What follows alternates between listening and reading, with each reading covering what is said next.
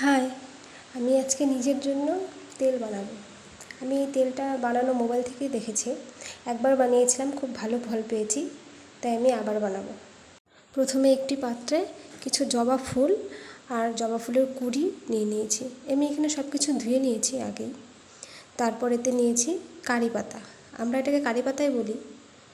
আর নিয়েছি জবা ফুলের পাতা। এখন দেব, এটা হলো ভৃঙ্গরাজ, কেউ কেশস্ত পাতাও বলে। এটা একটু কেটে নিয়ে নেব এবং এতে দিয়ে দেব অ্যালোভেরা, কেটে ভিতরে জেলটা বের করে দিয়ে দেব। এখানে পেঁয়াজও দেয়, কিন্তু আমার পেঁয়াজের গন্ধটা ভালো লাগে না, তাই আমি দিলাম না। আর দিয়ে দিয়েছি অল্প মেথি আর অল্প একটু কালো জিরে। এখন দিয়ে দেব কোকোনাট অয়েল। তোমরা যে কোনো তেলই ইউজ করতে পারো, যেটা তোমরা চুলে লাগাও সেটাই ব্যবহার করতে পারো। আমি নারকেল তেলটাই লাগাই, তাই আমি নারকেল তেলটাই ব্যবহার করলাম।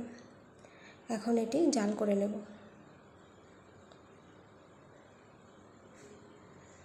ঢাকা দিয়ে একটু ফুটিয়ে নিয়ে তারপর এটা একটু নাড়তে থাকবো।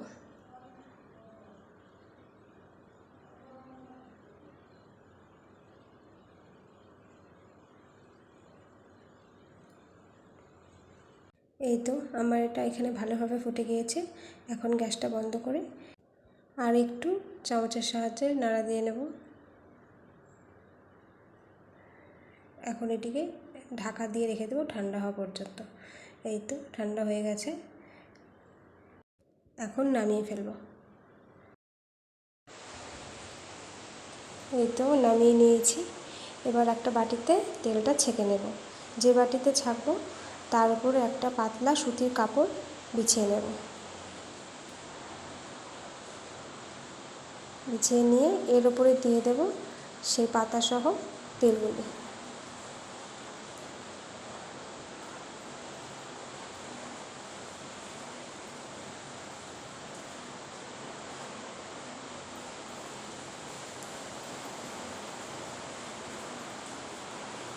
তেলগুলি দিয়ে এবার ভালো করে চিপে চিপে ছেঁকে নেব।